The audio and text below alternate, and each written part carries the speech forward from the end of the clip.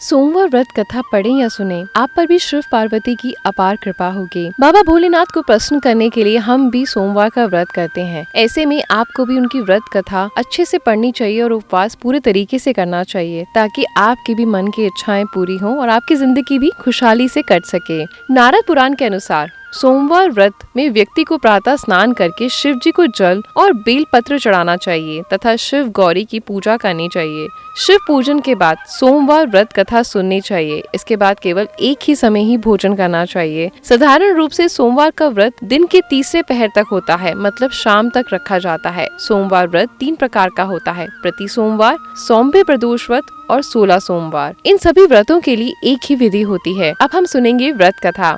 एक समय की बात है, किसी नगर में एक साहूकार रहता था। उसके घर में धन की कोई कमी नहीं थी, लेकिन उसकी कोई संतान नहीं थी। वह इस कारण बहुत दुखी था। पुत्र प्राप्ति के लिए वह प्रत्येक सोमवार व्रत करता था। पूरी श्रद्धा के साथ शिव मंदिर जाकर भगवान शिव को पार्वती जी को जल चढ़ाया करता और उनकी पूजा किया करता। उसकी भक्ति देखकर एक दिन माँ पार्वती प्रसन्न हो गई और भगवान शिव से उस साहूकार की मनोकामना पूर्ण करने के लिए आग्रह करने लगी। पार्वती जी की इच्छा अनुसार भगवान शिव ने कहा, हे पार्वती, इस संसार में हर प्राणी को उसके कर्मों का फल मिलता है और जिसके भाग्य में जो हो उसे भोगना ही पड़ता है। लेकिन पार्वती जी ने साहूकार की भक्ति का मान रखने के लिए उसकी मनोकामना को पूर्ण करने के लिए इच्छा जताई। माता पार्वती के आग्रह पर शिवजी ने साहूकार को पुत्र प्राप्ति का वरदान तो दे दिया, लेकिन साथ ही ये भी कहा कि उसके बालक की आयु केवल 12 वर्ष की होगी। माता पार्वती और भगवान शिव की बातचीत साहूकार सुन रहा था। उसने ना तो खुशी जताई और ना ही दुख। वह पहले की भांति शिव जी का पूजन और व्रत करता रहा। कुछ समय के बाद साहूकार के घर में एक पुत्र का जन्म हुआ।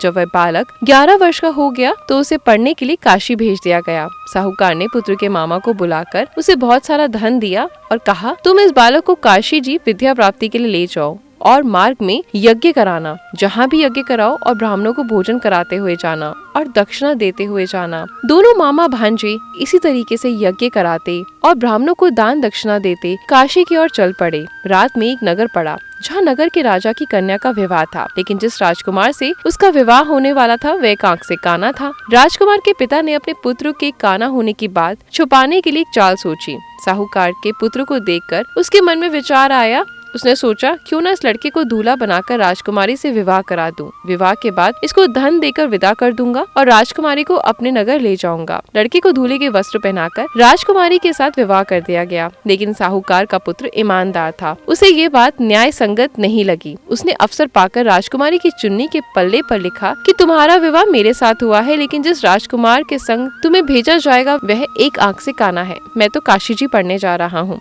जब राजकुमारी ने चुन्नी पर लिखी बातें पढ़ी तो उसने माता पिता को ये बात बताई। राजा ने अपनी पुत्री को विदा नहीं किया, जिससे बारात वापस चली गई। दूसरी ओर साहूकार का लड़का और उसका मामा काशी पहुँचे। वहाँ जाकर उन्होंने यज्ञ किया। जिस दिन लड़के की आयु 12 वर्ष की हो गई, उस दिन यज्ञ रखा गया। लड़के ने अपने मामा से कहा कि मेरी तबीयत आज कुछ ठीक नहीं है मामा जी। मामा ने कहा, बेटा तुम अंदर जाकर सो जाओ। शिवजी के वरदान अनुसार कुछ ही देर में उस बालक के प्राण निकल गए। मृत भांजे को देखकर उसके मामा ने विलाप शुरू किया।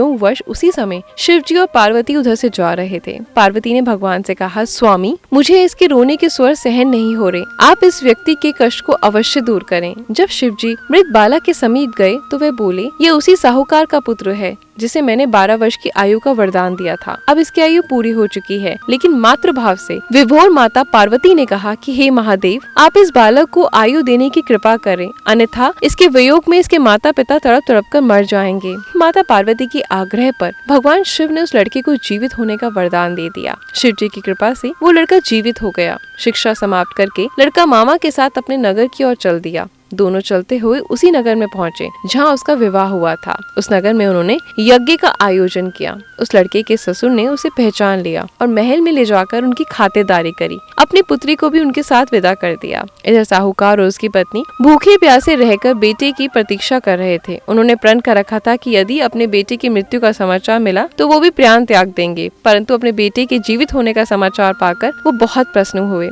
उसी रात भगवान शिव ने व्यापारी के स्वरूप में आकर कहा, मैंने तेरे सोमवार के व्रत करने और व्रत कथा सुनने से प्रसन्न होकर तेरे पुत्र को लंबी आयु प्रदान की है। इसी प्रकार जो कोई सोमवार व्रत करता है या कथा सुनता है और पढ़ता है, उसके सभी दुख दूर होते हैं और समस्त मनोकामनाएं पूर्ण होती हैं। तो दोस्तों, आपको कैसे लगा ये वीडियो? अच्छा लगा तो उसको ज्यादा से ज्यादा शेयर और लाइक जरूर करें। ओम नमः शिवाय।